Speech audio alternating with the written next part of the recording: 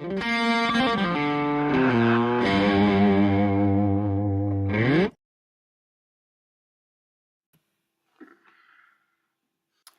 good morning, good morning, good morning. Hello, how's everybody doing? It is your favorite teacher, Dr. Chris Roddenberry, streaming to you live from my office, my home office here in Willow Springs. How's everybody doing tonight? This morning, excuse me, not tonight, today. I hope everybody had a great weekend. Did anybody do something fun? Go to the pool, go to the beach, go to a music concert. Hope you're all doing well. I see we've got Matthew in class. I'm doing well. I'm glad to hear that, Matthew. Very glad. Looks like we have a couple other people in class too. Does anybody want to say hello in the chat bar? You don't have to, but it's always nice to hear from the students as well. So we are officially 1/8 of the way through with this class. We finished week 1. Everybody got enrolled in the class properly. Everybody did their course entry paperwork. And we did chapter 1. Almost everybody did their discussion board. Almost everybody did their first assignment. So I feel like we are doing well. Good morning, Johanna. Good to see you. Thanks for stopping in this morning. Okay, so here's what we're going to do is today we're going to talk about theories of personality. Okay, so we're going to talk about personality for a little bit. So I would like for you to ask, where do you think your personality comes from? Does it come from events that happened to you early in your life? Is your personality based on your genes? Does personality come from the bad things that happened to you? Or does it come from your hopes and dreams and aspirations? Today, we're going to talk a little bit about personality, and I'm going to introduce you to some old school famous psychologists that you should know the name of. Okay. And so whenever you're at a cocktail party, if somebody throws out the name Sigmund Freud or Alfred Adler or Carl Rogers, you're going to say, yes, I know those folks. I know an awful lot about them. They're interested in personality. Okay. So that's what we're going to do today. I see Eric has just jumped on the stream. Hey, Eric, how you doing? Good to see you. So let's go ahead and get started. Okay. Now,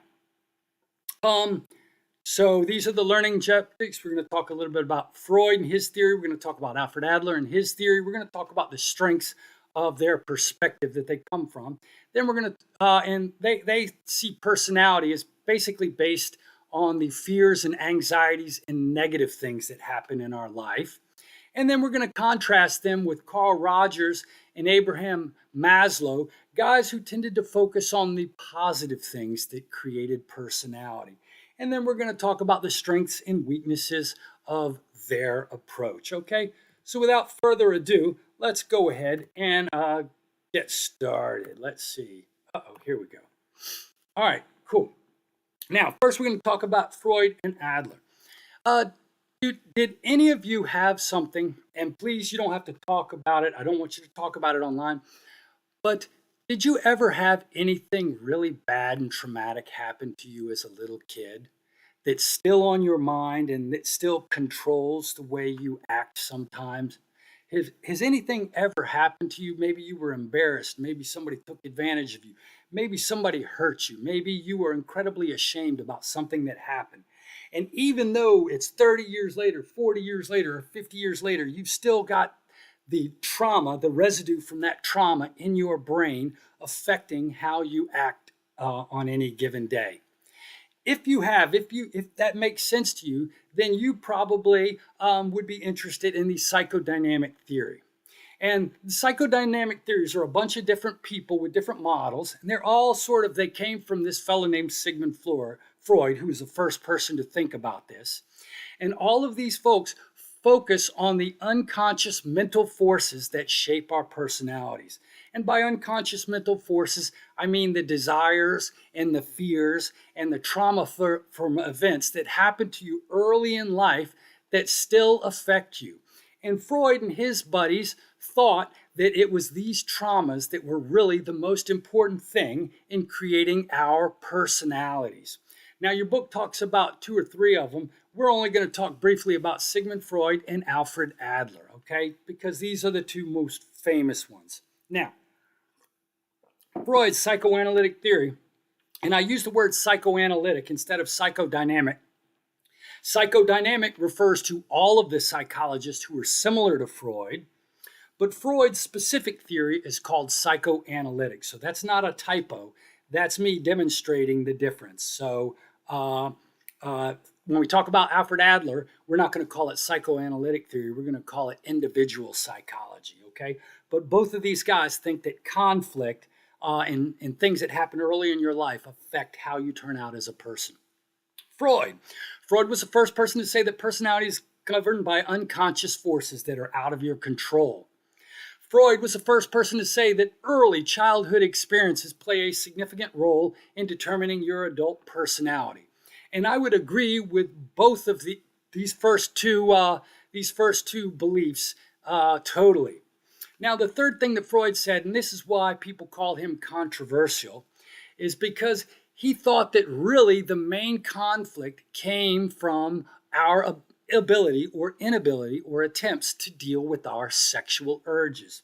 Sounds crazy at first, but if you think about it, all human beings have this very, very strong urge to procreate, to have sex. If we didn't have this strong urge, then our species might die out. So you have this strong instinct for sex that's built into your system.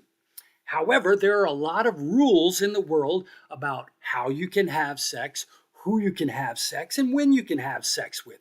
So if you think about it, this urge that you have is running up against rules and all the time. And so there are conflicts that occur between this innate desire for sex and the rules of society.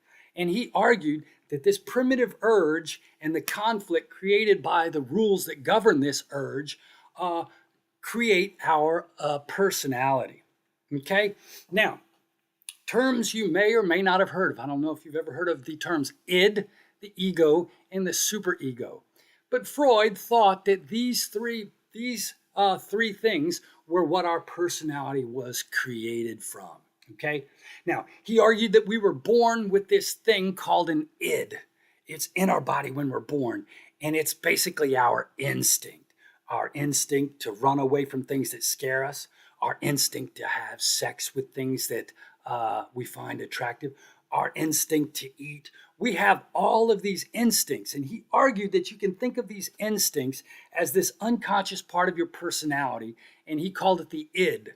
Now, the id in German means it. He spoke German, and so he referred to it as the it, or we'll call it the id. Now, here's the deal. As soon as you start growing up, you find out that there are rules and people tell you you can't do things. And sometimes you're going to do things and people are going to make you feel bad for doing these things, right? And so this collective group of shame-inducing events in your life creates a part of your personality we'll call your superego. So your id wants to do all of these things, and some of these things aren't nice. But your superego is the moral part of your personality that is given to you by all the times people make you feel embarrassed or bad about the things that you want to do. So it's the moral component of your personality that incorporates social standards about what represents right and wrong. And here's the thing, we don't often think about our moral rights and wrong, but we understand the emotion of shame. So you may not even know why you're embarrassed or feel bad about your behavior, but it operates. And so according to Freud, you have this instinct that is unconscious and instinctual, and you have this conscience, if you will, that is unconscious and drives you as well. Both of these things really you don't think about. You don't think too deeply about your urges. You don't think too deeply about the shame that you feel. But these things drive you, if you will. Now, he argues because of the conflict between these two parts of your personality, you develop a part of your personality whose sole job is to figure out a way to make both of these parts of your personality happy. This is a conscious part of your personality right now where you rationalize and explain why you do the things you do. This is your personality. This is a part of your personality we'll call the ego. And while the id is driven by the pleasure principle, the desire to do what it wants and receive stimulation and reward, The ego says, you know what, I want to take care of the id, but I have to do it in a way that doesn't offend my superego. So your ego functions according to the reality principle. Now, if you look in any intro psych textbook and this psych textbook we have today, they're going to show you this iceberg theory of personality. Now, this is just a way, this is a metaphor, and it's a way of describing how personality functions according to Sigmund Freud. And if you know anything about icebergs, you'll know that most of the iceberg is below water. And the only thing you see is the top little part of the iceberg. You can think of the water as the line between conscious and unconscious. So according to Freud, only a small part of your personality is conscious. You're only aware of a small part of your personality. And that's your ego and a little bit of your superego. But beneath your level of conscious are two areas that you're not necessarily aware of, your preconsciousness and your unconscious.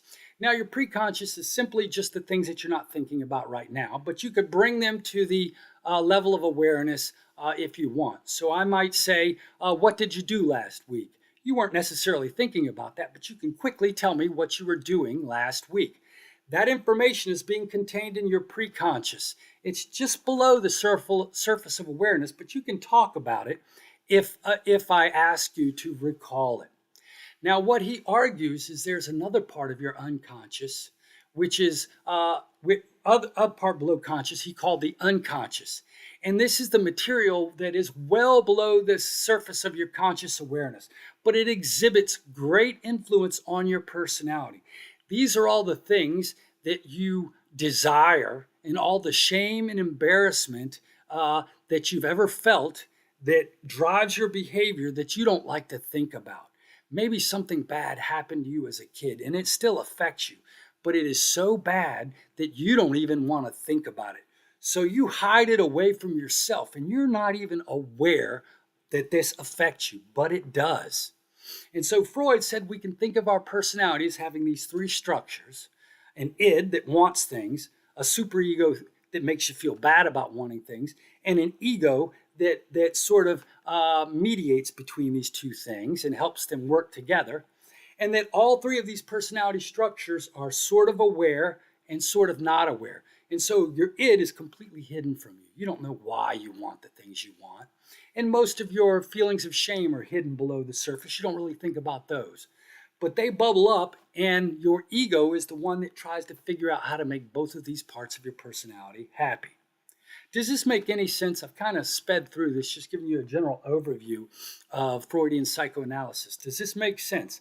I'd like a little feedback in the chat bar. Say, Chris, you have lost us. Chris, this is boring. Or Chris, I totally understand this.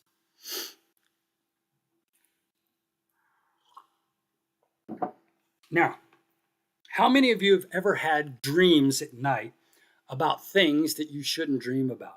How many of you have ever had a sexy dream about someone you shouldn't be sexually interested in?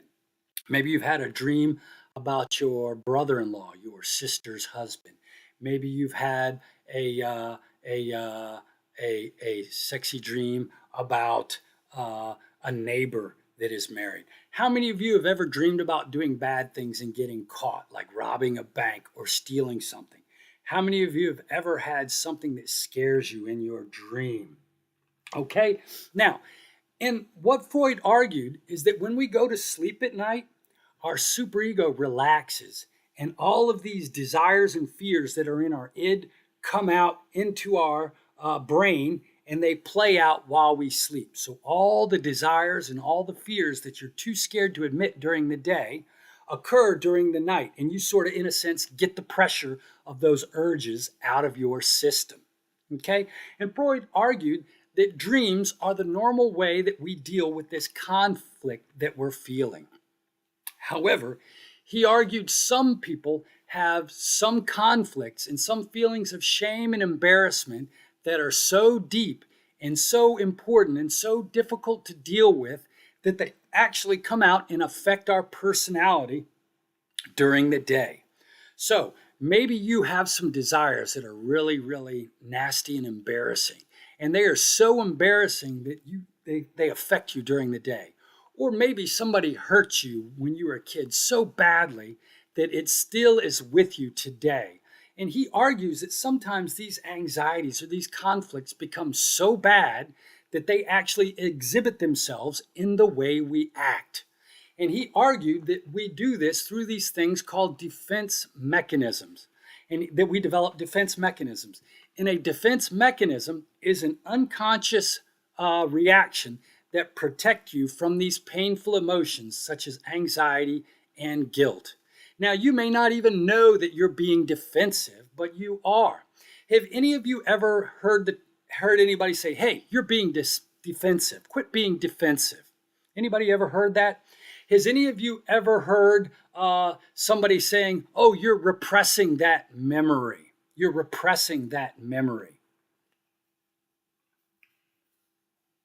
Okay, cool. I'm glad you understand it, Paul. Have any of you ever heard of repressed memories? Yes, no. Repressed memories were a concept that were first identified by Sigmund Freud. He argued that sometimes people have feelings that are so bad that they forget about them. Some people go to therapy as an adult and find out that they were abused sexually or otherwise because they recover these memories that they had forgotten. And you might ask yourself, how in the heck could you forget being abused or sexually abused? Well, you know what? Maybe you were a kid and you didn't understand what was happening and you thought it was your fault. And it made you so embarrassed that you just promised yourself you'd never think about it again. And so you did. You repressed that memory. But it's boiling down there and it affects you each and every day. Okay? It's what we would call a defense mechanism. And that's simply a strategy you use to keep these painful memories from hurting you in your conscious awareness, but they're still down there. Now, Sigmund Freud and his daughter, his daughter specifically, was the one who really focused on all the different ways in which we hide ourselves from anxiety. But your book is going to talk about a basic list. I think there are 50 of them identified by Anna Freud, but here are some of the more common ones. We all forget painful memories. That's the first thing you do. Anytime you have a sense of embarrassment or a sense of shame, you will hide it from yourself. You'll hide the true feeling away from yourself. You repress that memory. Okay? Now, how many of you have ever had a spouse or a romantic partner accuse you of cheating only to find out that that person was cheating themselves? Anybody ever had that experience? How many of you have ever had a person accuse you of doing something bad and it turns out that they were the one doing that thing bad? Anybody ever had that experience? Sometimes people feel guilty about what they're doing and they want to punish themselves, but they can't. So what they do is they pretend you're the one doing that bad thing. What they are doing is they are projecting their feelings onto you. So, I'm cheating on my girlfriend. I feel really guilty about it, but I don't want to admit that feeling. So what I do is I get angry at my girlfriend and I say, "I'll bet you're cheating on me. I know you're cheating on me. You were cheating on me, right?" And it turns out that I was the one doing it. But in order to manage my feelings of guilt, I have to get angry at somebody. So I get angry at you. Okay? How many of you have ever had your feelings hurt or had somebody make you angry, and then you go home and unload all your anger on somebody who has nothing to do with what made you mad? Maybe your boss said something really rude to you, or a coworker said something really rude to you. And you know what? It's not appropriate to yell at your boss. It's not appropriate to get mad at a coworker. So you bottle that anger, and then you go home and your girlfriend or your roommate says, "Hey, how are you doing?" And you like, "Shut up, I'm so mad at you. I can't believe you did blah, blah, blah, blah, blah, blah, blah." What you're doing is you are displacing your feelings from one person towards another person, okay? You are using the defense mechanism of displacement. Displacement, right? Have any of you ever seen, sometimes you'll see in the news about a preacher who spends all their time talking about how bad homosexual people are and how evil homosexual behavior is. And then a news story will come out and you'll find out that that preacher was actually engaging in homosexual behavior themselves. And you go, holy cow, how can somebody come out publicly and say all these bad things about this form of sexuality, and then it turns out they were doing it themselves? What that person was doing was demonstrating a defense mechanism we call reaction formation. And so sometimes a person will behave in a way that is exactly the opposite of their true feelings. They feel the energy of the impulse, but what they do is they know the impulse, they feel like the impulse is bad, so they act the exact opposite way. All right, that's called reaction formation. I remember when I was an adult, I became friends with a high school gym coach. This guy was in his 50s, and he would always tell me, we'd talk sometimes, be drinking beer, and we'd talk about sex, and I'd tease him about his female students. Or actually, and he'd say, I get so angry at my students. These teenage girls just dress so sexy, and they've got shorts up to their behind, and they wear clothes so tight, and they're almost half naked. And he seemed incredibly angry at his female students as a 50-year-old teacher. You know what was happening? He was actually very aroused and attracted by these teenage girls, but he knew it was bad. So he came up with the exact opposite reaction in order to hide from himself the feelings he was feeling. All right? Now, sometimes people will go back. You know what? Let's skip regression because that requires an understanding of the stages of psychosexual development, which I'm not going to talk about, and you should ignore in the book. Don't worry about oral, anal, and genital phases of personality. That's actually the crazy, ridiculous part of Freud. Okay. But, sometimes people, have you ever heard somebody say, oh, you're just rationalizing it? Really? Maybe you didn't get a job and you said, well, you know what? I didn't want that stupid job anyhow. Or maybe somebody you were romantically interested in turned you down and you said, you know what? I didn't want to go out with you anyhow because you're boring. You're not that interesting. You're not that attractive. They're basically rationalizing their negative feelings to make themselves feel better. Okay? And, identification actually, that relates to the psychosexual stages. So we're going to ignore regression and identification. But I reserve the right on the homework and the test to ask you about these defense mechanisms. Remember, a defense mechanism is a way of managing the anxiety caused by your id or your superego. And there are different ways that you can manage this anxiety. You can forget your emotion. You can project it onto someone else. You can project it onto the person you're harming. You can displace it towards another object. You can have the exact emotion, or you can just lie to yourself about the way you feel. Okay? These are defense mechanisms. Now, I want to contrast him with a fellow named Alfred Adler. Whereas Freud believed that the most important part of creating your personality was sexuality, Adler believed that it was our striving for superiority or for competence. And he argued that feelings of inferiority are very important in understanding people's personality or their personality problems. So, how many of you have ever felt really, really inferior or bad about yourself, like you don't measure up, like you're not good enough? Have you ever had these feelings of inferiority? And sometimes these feelings of inferiority make you do things. I don't know if you folks have ever heard of the term inferiority complex. I know you folks have heard of the inferiority complex, but you probably didn't know where it came from. This term, this concept was coined by Alfred Adler way back, probably almost 100 years ago. And he argued, this kind of makes sense. If you think about it, human beings are born incredibly helpless. A baby can't do anything. A baby relies on another human being to feed it, to change it, and to make it happy.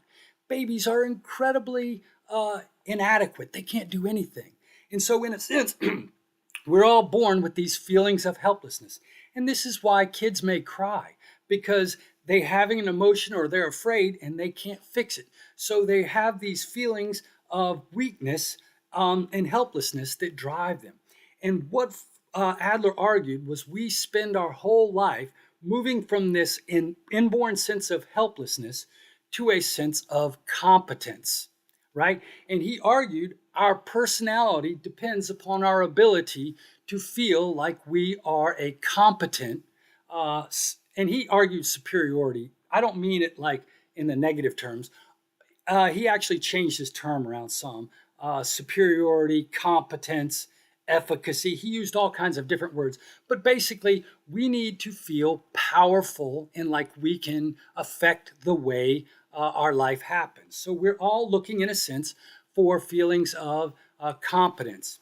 Now, Alfred Adler believed that sometimes things happen early in our life which makes us feel really impotent and really weak. Have you ever seen somebody with a fancy car or the biggest computer, or maybe they have the biggest stereo system, and we always make the joke that this person is compensating for something that is real small. Usually when we talk about guys, oh, he has a fancy car, he's compensating for something that is really, really small. You know what I mean? Compensation is again an Adlerian term that you may not know comes from Alfred Adler. He argues that sometimes people compensate for these imagined or real inferiorities by becoming really, really good at something. Right? So I have a picture of a famous movie star from the 60s.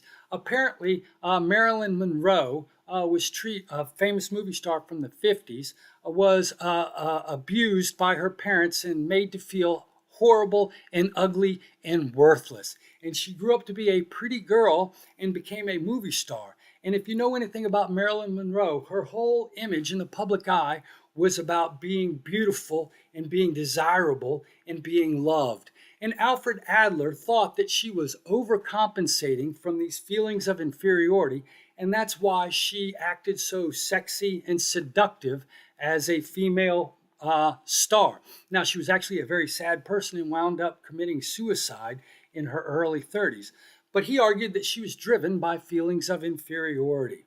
Some people, what are negative aspects of using defense mechanisms? They seem to protect us, but if we were never to use defense mechanisms, wouldn't we be overburdened with pain? Wow, that's a great, that's a great, that's a great question, Paul.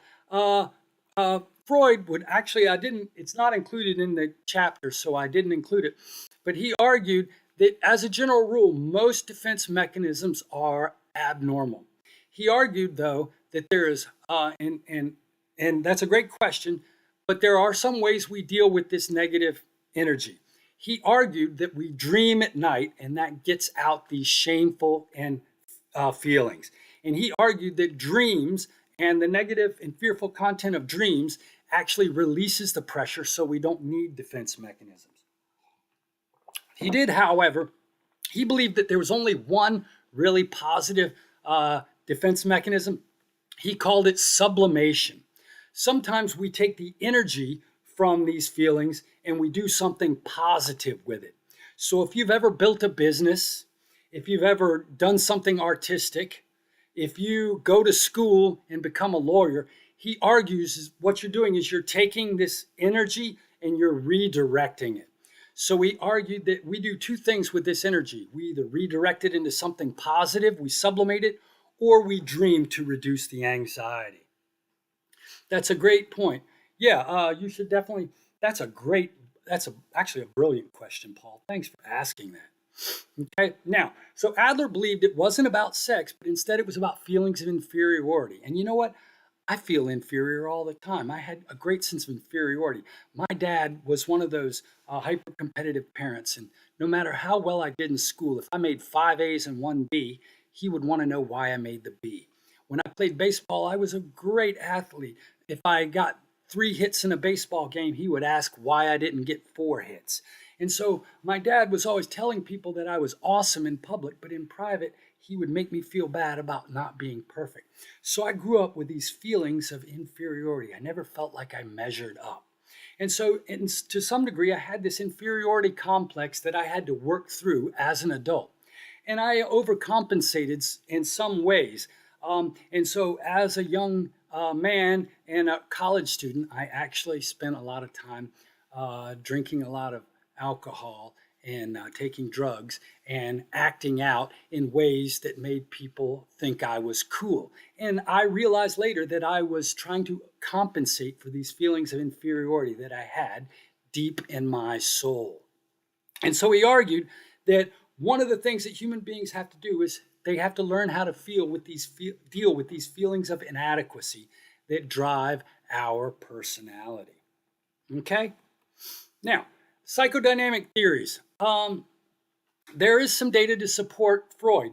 People do use defense mechanisms, and these defense mechanisms do seem to occur more frequently when people are under feelings of threat. Okay? Now, these defense mechanisms, as Paul said, they do seem to serve a protective function by shielding individuals from emotional distress. So forgetting about the bad things in your life does kind of help you a little bit. Okay? And here's the deal. People who are especially defensive do seem to have are more likely to have psychological problems and mental health problems. Okay? And it does turn out that people do repress memories that make them feel sad and happy. So there is some data to support Sigmund Freud. Okay? Now, what are the insights that I think you should take from Sigmund Freud? The things that happen to you that you're not aware of do affect your behavior. And I encourage you to go back and to try and sort through your life and try to figure out why you do the things that are problematic in your life and see if you can understand where those motivations come from. And this internal conflict, and a lot of times it comes from internal conflict that you have in these early childhood experience. And I do believe that people do do hide these emotions from themselves in order not to feel bad. So there are a lot of great insights that come from Sigmund Freud. However, Freud developed his theories, and a lot of these theories are so vague, if you read about them, they're really not scientific. They're hard to measure and test scientifically. So I would say a lot of people would say the problem with Freud, and the reason that most of your other psych teachers will say Freud is bullcrap, is because some of his theories are not testable. Here's the other problem. Freud developed his theories from researching just a few very rich European women who had developed psychological illnesses. Now, a few very wealthy white women in Europe is not a great way to develop a theory. You know what I mean? What about people from other races? What about men? What about people who don't live in Europe? So by relying on clinical case studies, maybe he wasn't explaining how all people's world functions. All right. And some of his theories have been contradicted by empirical evidence. And you know what? One of the things a lot of female psychologists absolutely hate Sigmund Freud because his theory was very male-centered, and it was even sexist. In fact, I hate to say this, but Freud argued that females suffer from what he called penis envy. He argued that women have babies because they are jealous because they don't have penises. And so he argued the strong motivation that all women have to have babies comes from the fact that they realize they don't have a penis. Penis envy. And please don't remember that because it will not be on the exam. And it is one of the more ridiculous claims and untested claims that Freud made about females. Okay, now, I got my slides in the wrong way. Okay, that's the end of human. Let's talk a little bit about the humanist perspective. Okay, wait a minute. Okay, here we go. Humanism. Now, if you think about it, this psychodynamic perspective says that your personality comes from conflict. It's always conflict that creates your personality. Wow, isn't that a negative view on personality? So really, each and every one of us is driven by demons. That's kind of a sad way to think about personality. So there were a group of people who called themselves the humanists who said, you know what, instead of focusing on all the negative things that happen in life, let's focus on the positive things that drive personality. Each and every one of you has dreams and aspirations and things you want to achieve. Maybe that's what causes personality. And so the humans emphasize the unique quality of humans, especially their free will and their potential for personal growth.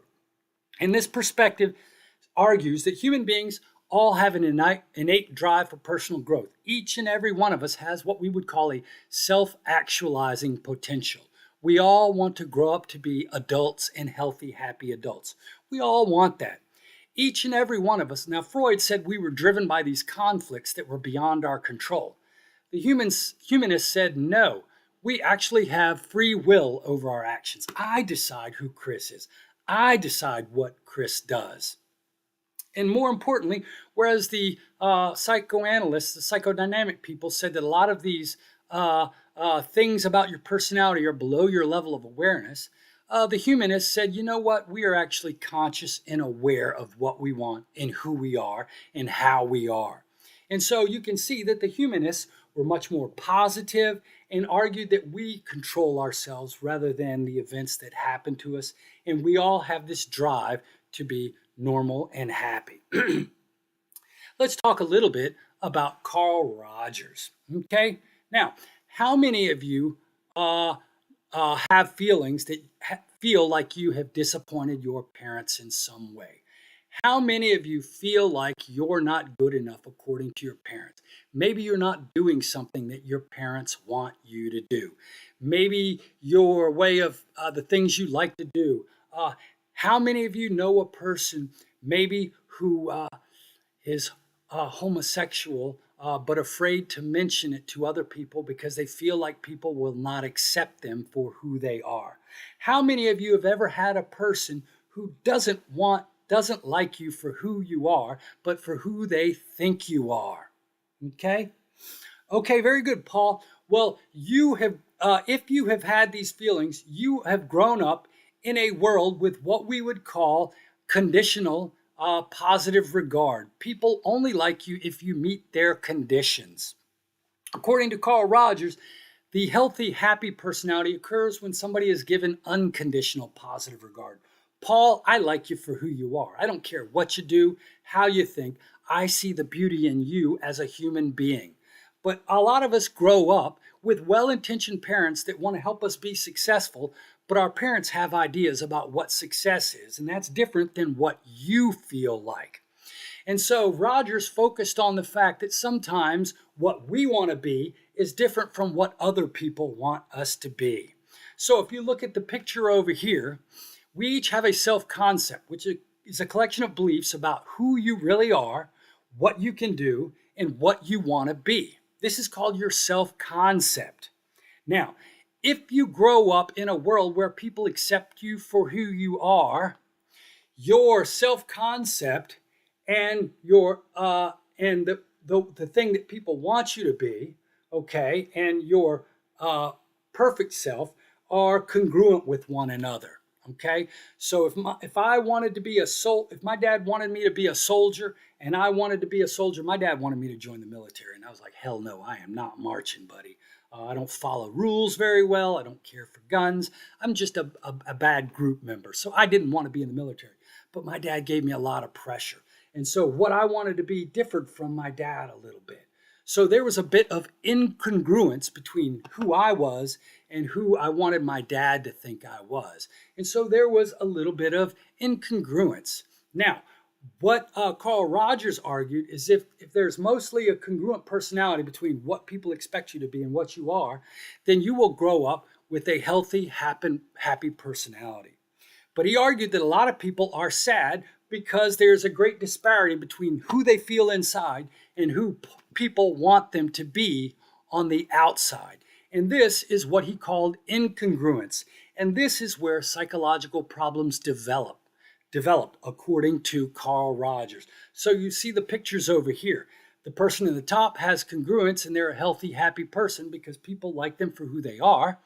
And the people down below have an incongruent personality because who they truly are on the inside is not who they have to project on the outside because they don't feel like people will accept them for that.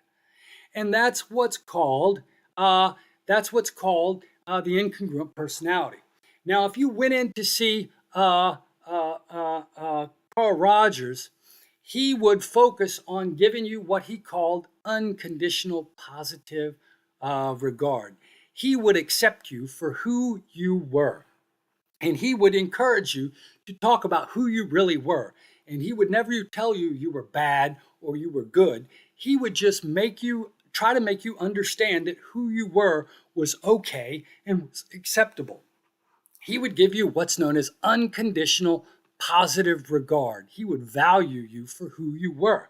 Because a lot of times our parents, our bosses, our relationship partners don't accept us for who we are. They put conditions on our worth. They give us what's known as conditional positive regard. Now, he talked a little bit about defensive behavior, and he might have accepted some of Freud's defense mechanisms, but he sort of feel like we got to it a different way.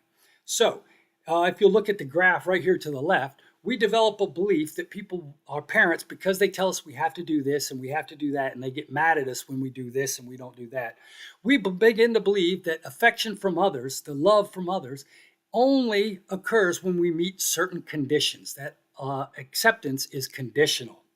And so what we do is we try to distort and hide our imperfections, what we believe to be our imperfections, from others so that they will like us.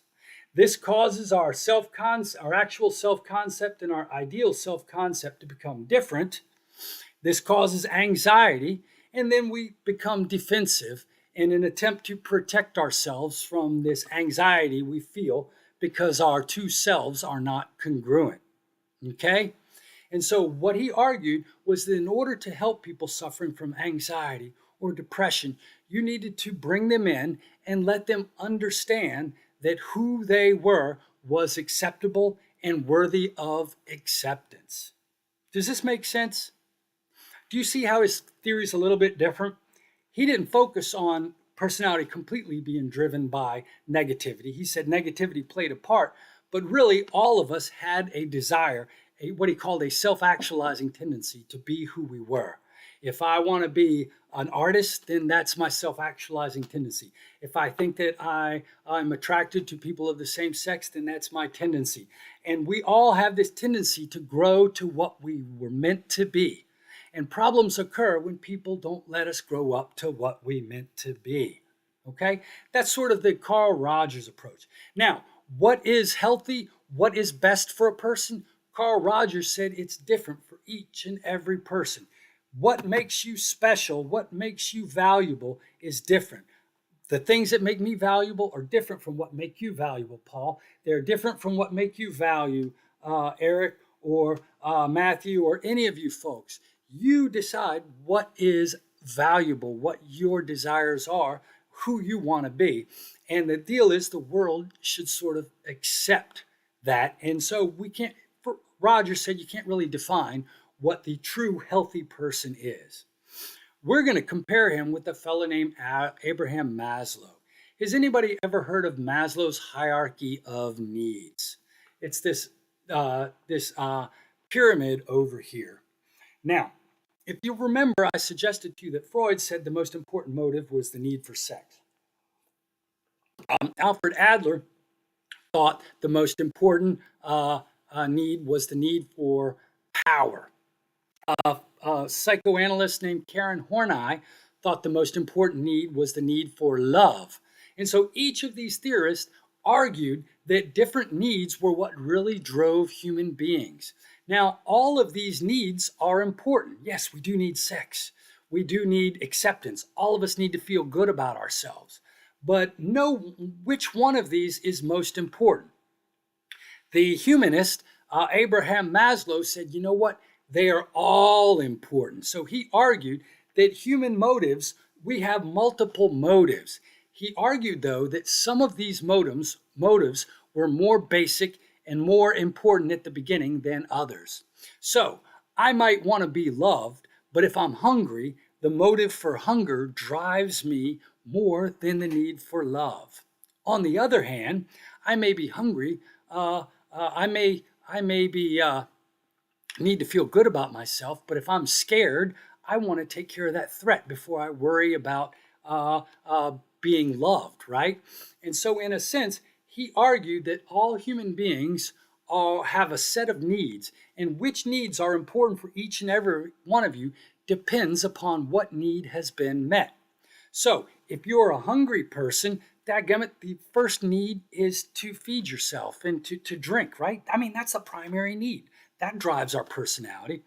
On the other hand, if you have enough food and you have enough to drink, you know what the next thing is? You want to feel safe. You want to feel like you have a place to go out of the rain, and you want to feel like nobody's going to attack or kill you. You have safety needs. You know what? But if you have a safe place and you have enough to eat, we then start feeling like we want someone to love us. And he argued that that need maybe is third. And then on the other hand, once we feel like we have people who love us, we need to feel good about ourselves. We need to feel like we've done something good, right? And then we need to understand ourselves. And he argues that at the top of these is what he called the self-actualizing tendency, the need to do something that really speaks to our soul. Some people are artists. Some people are musicians. Some people climb mountains. And you might ask, why do you climb a mountain? And the person says, it's because it's my way of expressing my personality. And so what he argued is that we have different needs, and all of these needs are important all the way up to this need to do something that really speaks to our soul. And so Abraham Maslow had a theory of personality that argued that human beings are driven by motives. Which motive you're driven by depends upon what you need at any given situation. Okay, now, how are we going to evaluate the humanistic perspective? Well, you know what? The strengths of the humanistic perspective is it says, really, instead of being conflict or embarrassing things or these motives you're not aware of, each and every one of us has a desire, a knowledge of who we are, and that is the most important thing in determining our personality. These people focused on the fact that really people can be healthy rather than everybody driven by demons. We all can aspire to and have psychological health. And these people laid the foundation for positive psychology, which is a scientific study of happiness and well-being, which we're going to talk about later on in this semester. Now, what are the problems with the humanistic perspective? Well, it's even less testable than the psychodynamic perspective.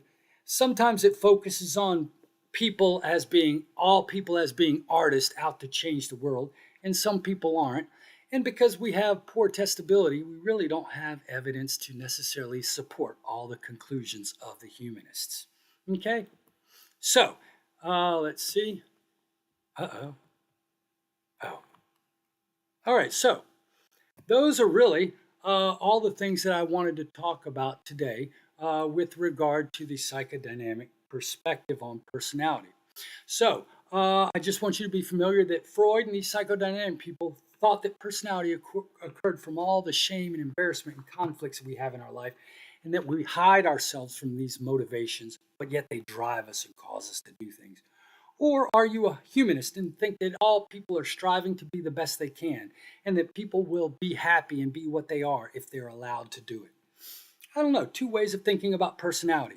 Tomorrow, we're going to talk about personality testing, and we're going to talk about measuring and evaluating people's personality. So if there are no questions, and I don't see any questions in the chat bar, I'm going to go ahead and log off for today. And just invite you to come tomorrow to my lecture. If we don't have any questions, I'm going to wait just a second and tell you that I've got some chores to do for my stepmom today, and then I've got to go to school real quick, and then I'm going to go to the gym and work on my muscles, and then I've got homework to do. So I have a busy day. I hope you have a busy and productive day today. And with that, I'm going to go ahead and say goodbye. Have a great day, and I look forward to seeing you tomorrow at 10 a.m. Bye.